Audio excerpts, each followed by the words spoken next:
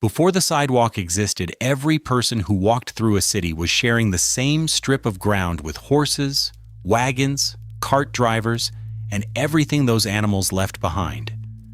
There was no separation, no designated lane, no surface that belonged to the person on foot.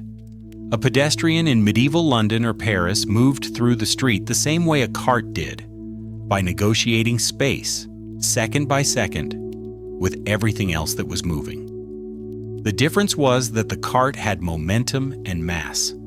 The pedestrian had neither. The street itself was not neutral ground. It sloped toward the center, where a channel ran for drainage, which meant it also ran for sewage, animal waste, and whatever else accumulated from the buildings above. Property owners emptied their chamber pots from upper windows. Butchers ran blood from their work into the gutter. Tanners used the same water that pedestrians walked through daily. Walking through a city before the sidewalk existed was not a matter of inconvenience. It was a matter of navigating a moving, contaminated environment with no protected space to stand in. Nobody had solved this, and for most of human history, nobody had seriously tried. The problem was not new. It had been solved before, and then lost. The ancient city of Corinth had raised pedestrian paths along its streets by the 4th century BCE. Rome built stone walkways called semitae alongside its roads throughout the empire, raised above the road surface, separated from vehicle traffic by stone curbs and bollards. Pompeii, preserved by the eruption of Vesuvius in 79 CE, still shows those raised sidewalks intact today. Stepping stones placed at intersections so pedestrians could cross without descending into the street, spaced precisely to allow cartwheels to pass between them. The Romans understood the problem clearly enough to engineer a consistent solution across an entire empire. Then Rome fell, and with it, the sidewalk. The collapse of centralized Roman administration in the 5th century CE meant the collapse of the infrastructure systems that administration maintained. Roads deteriorated, urban planning fragmented. The knowledge of how to build and maintain a separated pedestrian path did not disappear entirely, but the political will and institutional capacity to enforce it did. European cities contracted, densified, and rebuilt themselves organically around the same narrow streets that pedestrians and vehicles had always shared. For roughly 1,000 years, the sidewalk did not exist in any meaningful form across most of Europe. The problem it had solved went unsolved again. On September 2nd, 1666, a fire started in a bakery on Pudding Lane in London. It burned for 4 days. When it was over, approximately 13,200 houses, 87 churches, and most of the medieval city of London had been destroyed. The fire moved so fast and so completely in part because London's streets were so narrow. Buildings on opposite sides of the same alley nearly touched at their upper floors. Fire jumped between them, with nothing to slow it. The city's street plan, unchanged in its essential form since the medieval period, had become a liability measured in thousands of structures. The rebuilding of London after 1666 was the first serious attempt in modern Europe to impose order on an urban street system. In 1671, new regulations were issued requiring streets to be adequately paved for pedestrians. The 1766 Paving and Lighting Act went further, formally authorizing the City of London Corporation to establish designated footways throughout all London streets, paved with Purbeck stone, raised above the roadway, protected by bollards. This was not a design decision. It was a safety conclusion reached after a catastrophe. The city had burned partly because its streets were too narrow and too chaotic. The solution included separating the people on foot from the traffic that might, in another emergency, need to move through those streets quickly.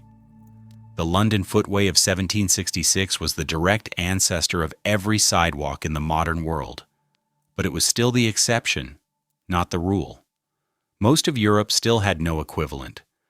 And the question of who was responsible for building and maintaining these paths, the city or the individual property owner, was entirely unresolved. In the early morning of 1854, residents across multiple Paris neighborhoods woke to the sound of demolition. Napoleon III had appointed a civil servant named Georges-Eugène Haussmann to rebuild Paris.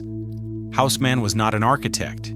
He was an administrator, precise, relentless, and operating with nearly unlimited authority under the emperor. What he understood was systems. And the system he was given to fix was a medieval city of 1 million people, crammed into streets that had not been redesigned since the 12th century. Paris in the 1850s was a labyrinth. Its streets were narrow, dark, and shared without distinction by pedestrians, horses, carts, and the open sewage that ran alongside all of them. Cholera had killed more than 18,000 Parisians in 1832 alone. The city's density and lack of sanitation made epidemic disease not an occasional event, but a recurring condition. Haussmann's prescription was radical. He demolished entire neighborhoods. He drove 85 miles of new boulevards through the city's center. Wide, straight, designed for circulation, and flanking every boulevard, a sidewalk, not a narrow footway. A wide, paved, tree-lined pedestrian surface, separated from vehicle traffic by a raised curb, maintained as a distinct element of the street's design. Haussmann built new sewer tunnels under each of those sidewalks. He planted 600,000 trees in 17 years. He understood the sidewalk not as an amenity, but as infrastructure, the same category as the sewer running beneath it. By 1870, Paris had a sidewalk system that covered the entire city. It was, at that point, the most extensive pedestrian infrastructure in the world. Other cities looked at what Haussmann had done in Paris and began to redesign themselves on the same principles. Vienna, Barcelona, Chicago, Washington, D.C. The modern city, the one with the broad avenue, the separated pedestrian path, the tree-lined boulevard, was largely a Parisian invention, rebuilt under duress, exported to the world. In 1811, a commission of 3 men produced a plan for the streets of Manhattan above Houston Street. It was called the Commissioner's Plan, and it would become, in the words of urban historians, the single most important document in New York City's development. The plan laid out a rectangular grid of 12 avenues and 155 cross streets across the entire island. It made no provision for parks, for topography, for the hills and streams that existed on the ground.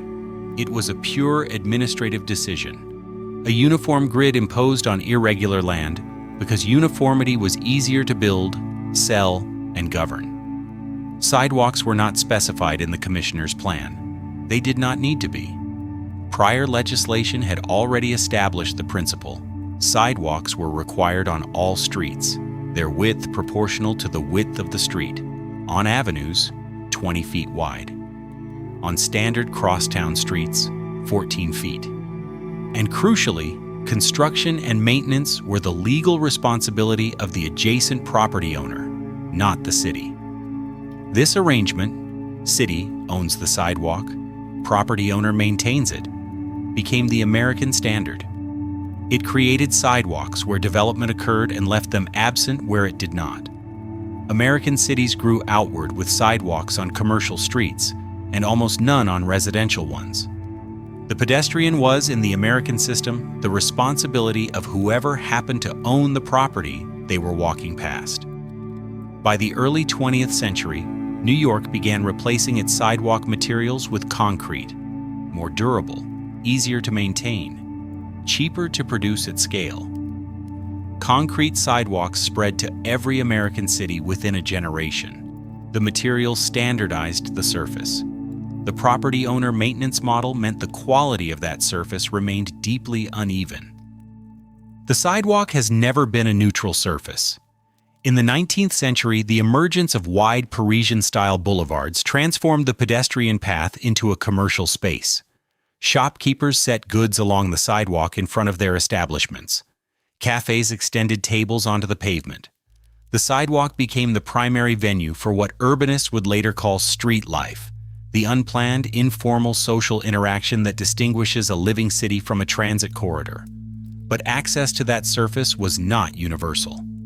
In American cities of the 19th and early 20th centuries, sidewalk use was regulated in ways that reflected existing social hierarchies. Vendors required permits. Loitering was prohibited, a category defined broadly enough to criminalize the simple act of standing on a public sidewalk without an apparent purpose.